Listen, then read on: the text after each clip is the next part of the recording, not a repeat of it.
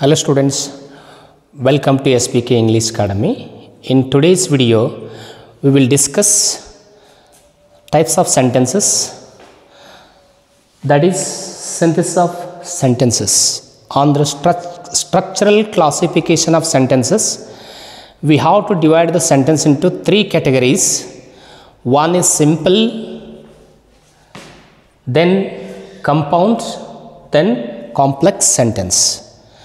So these three sentences are very important for SLC first language English students and also for other competitive exams where English language is tested. So in today's video, I am going to deal with synthesis of sentences. Those are simple, compound, complex. Now we discuss one by one.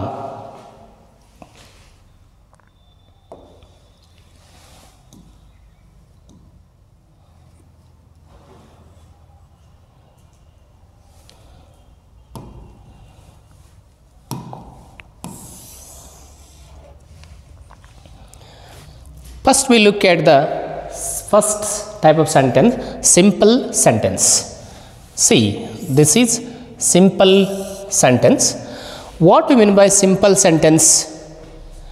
See, a simple sentence has only one subject and one predicate of its own.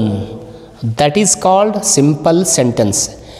A simple sentence has its one subject and one predicate.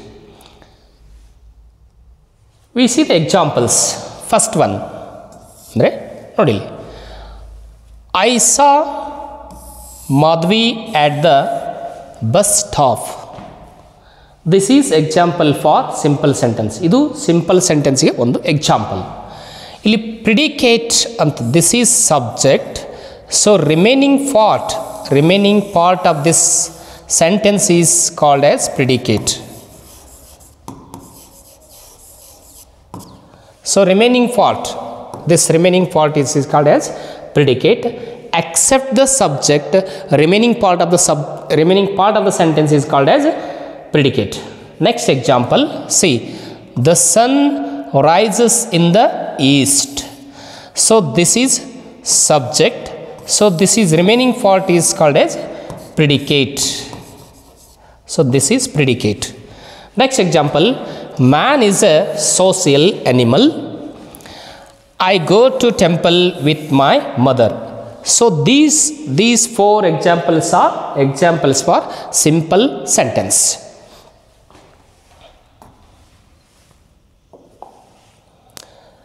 Now we look at or glance at how to combine two different simple sentences into a single simple sentences. In English language, there are many ways and many steps to combine the different two sentences into a single simple sentences. We study those steps and those ways how to combine two simple sentences into a single simple sentences.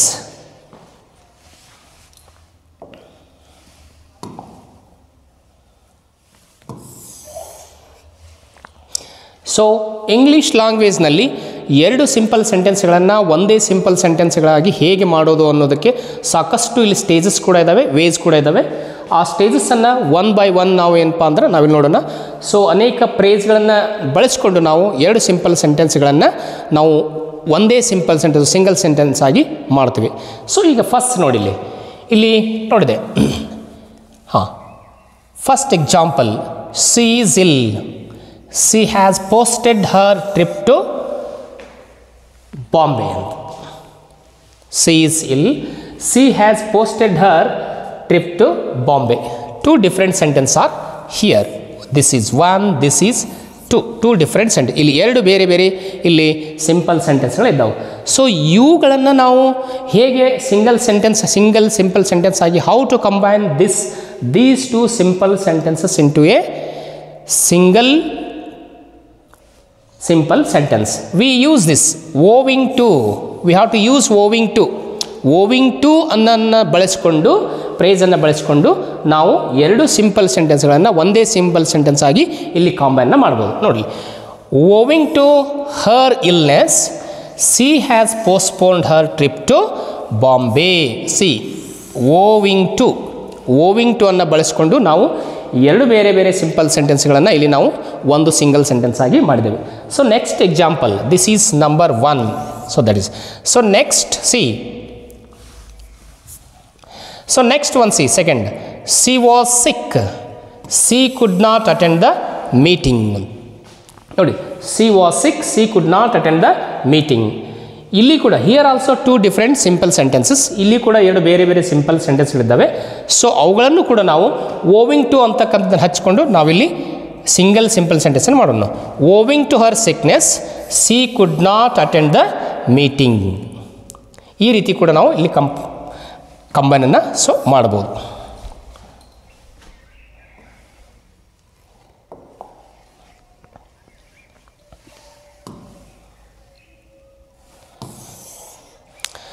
So next ನೋಡಿ ಈಗ, so next example, I went to the college.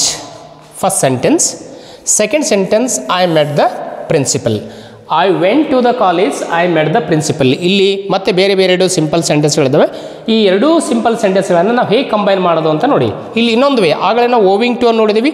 ಈಗ ನೋಡಿ, ಹ್ಯಾವಿಂಗನ್ನು use ಮಾಡಿ ನಾವು ಎರಡು ಬೇರೆ ಬೇರೆ simple ಸೆಂಟೆನ್ಸ್ಗಳನ್ನು ಒಂದು ಸಿಂಗಲ್ ಸಿಂಪಲ್ ಸೆಂಟೆನ್ಸ್ ಆಗಿ ಕೂಡ ಕಂಬೈನ್ ಮಾಡ್ಬೋದು. Having gone to the college, I met the principal. ಈ ರೀತಿಯೂ ಮಾಡ್ಬೋದು. So next second one, she worked hard, she failed in the examination. ಇಲ್ಲಿ ಕೂಡ ಎರಡು ಬೇರೆ ಬೇರೆ ಸಿಂಪಲ್ ಸೆಂಟೆನ್ಸ್ಗಳನ್ನು ಹೇಗೆ ಮಾಡೋದು ನೋಡಿ. ಇಲ್ಲಿ ನೋಡಿ, ಇನ್ಸ್ಪೈಟನ್ನು ಕೂಡ ನಾವು ಇನ್ಸ್ಪೈಟ್ ಅನ್ನುವಂಥ ಈ ಪ್ರೈಸನ್ನು ಬಳಸ್ಕೊಂಡು ನಾವು ಎರಡು ಬೇರೆ ಬೇರೆ ಸಿಂಪಲ್ ಸೆಂಟೆನ್ಸ್ಗಳನ್ನು ಒಂದೇ ಸಿಂಪಲ್ ಸೆಂಟೆನ್ಸ್ ಆಗಿ ಸಿಂಗಲ್ ಸಿಂಪಲ್ ಸೆಂಟೆನ್ಸ್ ಆಗಿ ಕಂಬೈನ್ ಮಾಡ್ಬೋದು. In spite of our hard work she failed in the so exam. ಈ ರೀತಿ ಮಾಡೋದು. Next third sentence, it was raining they went out ಅಂತ. It was raining they went out. ನೋಡಿ, in spite of the rain they went out.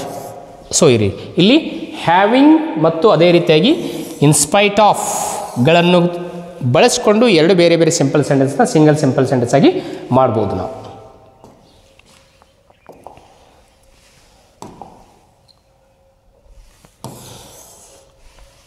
So next example ನೋಡಿ, ಇಲ್ಲಿ he stole the jewels, he also murdered the woman.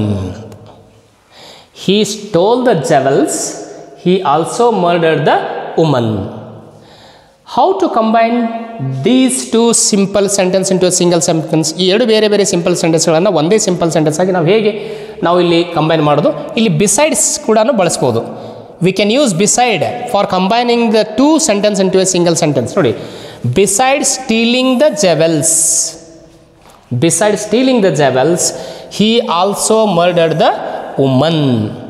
This is next to John scolded him, he also beat him. See, John scolded him, he also beat him. ಈ ಎರಡು ಸೆಂಟೆನ್ಸ್ಗಳನ್ನು ನಾವು ಒಂದೇ single sentence ಮಾಡಬೇಕಾಗಿದೆ. ನೋಡಿ, ಇಲ್ಲಿ besides scolding him he also beat him. So ಈ ರೀತಿ ಬಿಸೈಡ್ಸನ್ನು ಕೂಡ ಯೂಸ್ ಮಾಡಿ ನಾವು ಈ ರೀತಿಯಾಗಿರುವಂಥ ಬೇರೆ ಬೇರೆ ಎರಡು ಸಿಂಪಲ್ ಸೆಂಟೆನ್ಸ್ಗಳನ್ನು ಒಂದೇ ಸಿಂಪಲ್ ಸೆಂಟೆನ್ಸ್ ಆಗಿ ಮಾಡ್ಬೋದು. ಸೊ ಇನ್ನೊಂದು ವೇ ನೋಡಿ, third example, Vicky is rich, he is not happy. Vicky is rich, he is not happy. So ಇದನ್ನು ಹೇಗೆ ಸಹ ನಾವು ಕಂಬೈನ್ ಮಾಡ್ಬೋದು ನೋಡಿ. ಇಲ್ಲಿ ಡಿಸ್ಪೈಟ್ ಅಂತ ಒಂದು ವರ್ಡನ್ನು ಕೂಡ ಈ ಕಂಜಂಕ್ಷನ್ ಹಚ್ಚಿ ಯೂಸ್ ಮಾಡಿ ಕೂಡ ನಾವು ಇದನ್ನು ಈ ಒಂದು ವರ್ಡನ್ನು ಯೂಸ್ ಮಾಡಿ ಕೂಡ ನಾವು ಇಲ್ಲಿ ಎರಡು ಬೇರೆ ಬೇರೆ ಸಿಂಪಲ್ ಸೆಂಟೆನ್ಸ್ಗಳನ್ನು ಒಂದೇ ಸಿಂಪಲ್ ಸೆಂಟೆನ್ಸಿಗೆ ಮಾಡ್ಬೋದು. Despite his richness, Vicky is not happy. ನೋಡಿ, ಡಿಸ್ಪೈಟ್ ಅನ್ನುವಂಥ ವರ್ಡನ್ನು ಬಳಸ್ಕೊಂಡು ನಾವು ಎರಡು ಬೇರೆ ಬೇರೆ ಸೆಂಟೆನ್ಸ್ಗಳನ್ನು ಒಂದೇ ಸಿಂಪಲ್ ಸೆಂಟೆನ್ಸ್ ಆಗಿ ಇಲ್ಲಿ ಬಳಸ್ಬೋದು.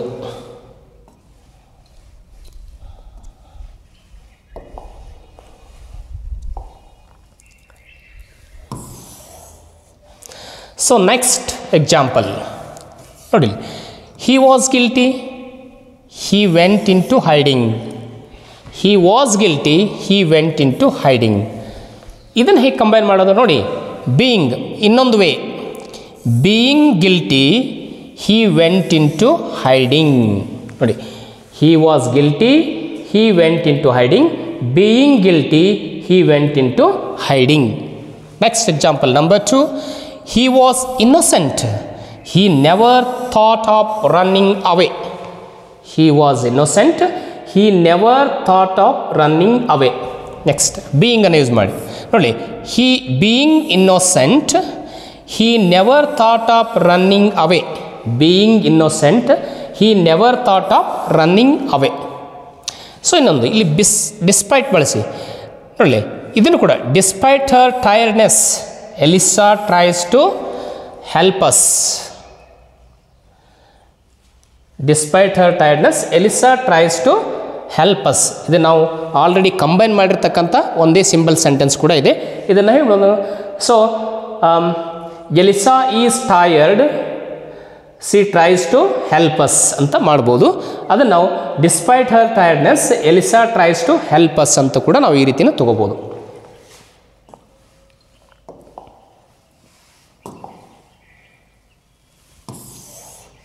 ಸೊ ನೆಕ್ಸ್ಟ್ ವೇ ನೋಡಿ, ಇಲ್ಲೊಂದಿದೆ, she is intelligent, she is hard working. She is intelligent, she is hard working. ಇದನ್ನು ಹೇಗೆ ಕಮೆಂಟ್ ಮಾಡೋದು ನೋಡಿ, ಸಿ ಈಸ್ ನೋಡಿ, she is not only intelligent but also hard working. ಈ ರೀತಿ ಬಂದಿರತಕ್ಕಂಥ ಸೆಂಟೆನ್ಸ್ಗಳನ್ನು ನಾವು ನಾಟ್ ಓನ್ಲಿ ಬಟ್ ಆಲ್ಸೋ ಹಚ್ಚಿ ಕೂಡ ನಾವು ಈ ಒಂದೇ ಸಿಂಪಲ್ ಸೆಂಟೆನ್ಸ್ ಆಗಿ ಮಾಡ್ಬೋದು. Second sentence, Soni saw the cobra, she ran away in fear. Soni saw the cobra, she ran away in fear. ನೋಡಿ, ಸೀಯಿಂಗ್ ಪಾರ್ಟಿಸಿಪಲ್ ಯೂಸ್ ಮಾಡಿ, seeing the snake, so it may be cobra. ಹಾಂ, cobra. Seeing the cobra, Soni ran away in fear. ನೋಡಿ, participle, we call it as participle. ಹಾಂ, ಪಾರ್ಟಿಸಿಪಲನ್ನು ಬಳಸ್ಕೊಂಡು ಕೂಡ ನಾವು ಇಲ್ಲಿ ಎರಡು ಬೇರೆ ಬೇರೆ ಸಿಂಪಲ್ ಸೆಂಟೆನ್ಸ್ಗಳನ್ನು ಒಂದೇ ಸಿಂಪಲ್ ಸೆಂಟೆನ್ಸ್ ಆಗಿ ಮಾಡ್ಬೋದು. ನೋಡಿ, Soni saw the cobra, she ran away in fear. Seeing the cobra, Soni ran away in fear ಅಂತ.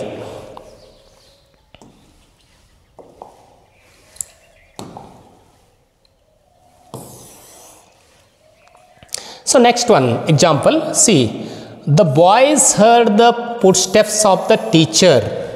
The boys heard the footsteps of the teacher. They kept silent. ಈ ಎರಡು ಬೇರೆ ಬೇರೆ ಸೆಂಟೆನ್ಸ್ಗಳನ್ನು ಹೇಗೆ ಕಂಬೈನ್ ಮಾಡೋದು? How do we combine these two different simple sentence into single? On hearing, see, on hearing the footsteps of the teacher, the boys kept silent. On hearing the footsteps of the teacher, the boys kept silent. Second sentence, see, I heard the noise, I turned round. I heard the noise, I turned round. Hearing, see, again participle, again participle, again participle. Hearing a noise, ಅಥವಾ hearing the noise, I turned round.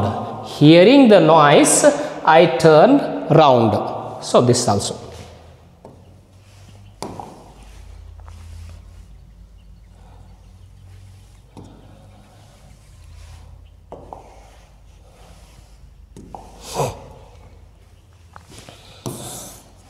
So here other example, see, he opened the door, he came in.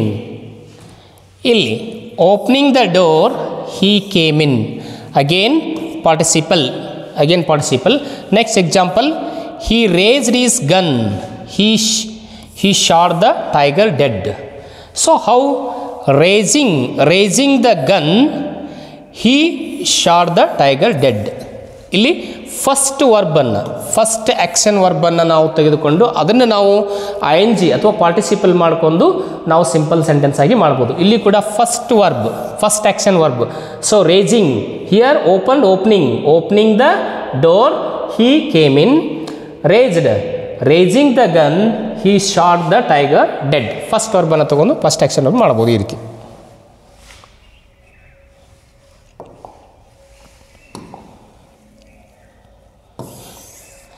So next ನೋಡಿ, she finished the work, she went home. Having finished her work, she went home. Having finished her work, she went home. So next, he worked hard, he felt tired. He worked hard, he felt tired. ನೋಡಿ, having worked hard, he felt tired. Having worked hard, he felt tired.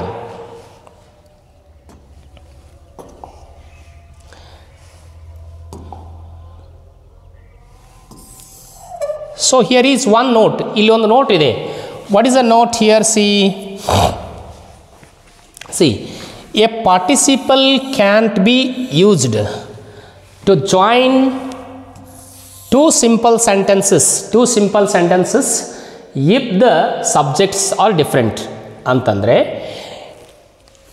ಇಲ್ಲಿ ಎರಡು ಬೇರೆ ಬೇರೆ simple ಸೆಂಟೆನ್ಸ್ಗಳು, ಎರಡೂ ಸೆಂಟೆನ್ಸ್ನ ಸಬ್ಜೆಕ್ಟ್ಗಳು ಬೇರೆ ಬೇರೆ ಆಗಿದ್ದು ಅಂತಂದ್ರೆ ಅಂಥ ಸಿಂಪಲ್ ಸೆಂಟೆನ್ಸ್ಗಳನ್ನು ನಾವು ಕಂಬೈನ್ ಮಾಡುವಾಗ ನಾವು ಇಲ್ಲಿ ಪಾರ್ಟಿಸಿಪಲನ್ನು ಬಳಸ್ಕೊಂಡು ಕಂಬೈನ್ ಮಾಡಲಿಕ್ಕೆ ಬರೋದಿಲ್ಲ. ಯಾವಾಗ ಎರಡೂ ಸೆಂಟೆನ್ಸ್ಗಳ ಸಬ್ಜೆಕ್ಟ್ಗಳು ಬೇರೆ ಬೇರೆ ಇದೆ. When the subjects of the both sentence are different, we do not combine the sentences into single by using the participle. Here how it is. See here, the sun rose, the fog disappeared. The sun rose, the fog disappeared.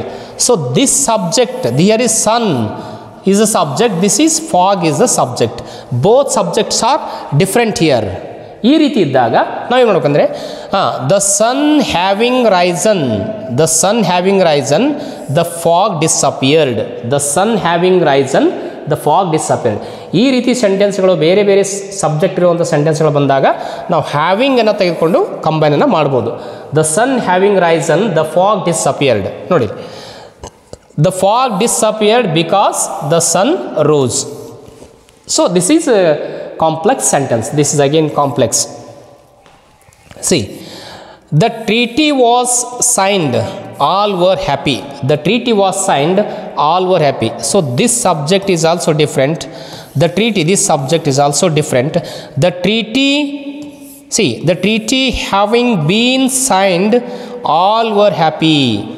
The treaty having been signed, all were happy. ನೋಡಿ, having ಅನ್ನು ತೆಗೆದುಕೊಂಡು ನಾವು ಎರಡೂ simple ಸೆಂಟೆನ್ಸ್ಗಳನ್ನು single simple sentence ಆಗಿ ಇಲ್ಲಿ ನಾವು ಕಂಬೈನನ್ನು ಮಾಡಿದ್ದೇವೆ.